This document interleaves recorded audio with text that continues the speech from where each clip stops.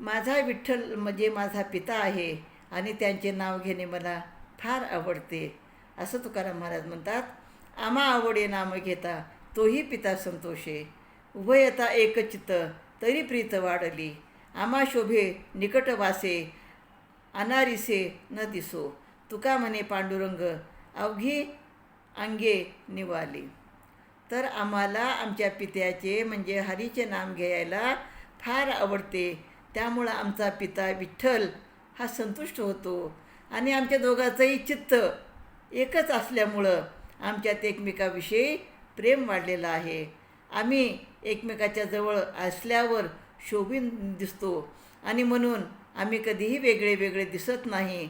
आणि म्हणून तुकाराम महाराज म्हणतात की या पांडुरंगाच्या योगाने आमचे सर्वांग शांत झालेलं आहे. म्हणजे माझ्या रोमारोमामध्ये विठ्ठल विठ्ठलच आहे. रामकृष्ण हरी.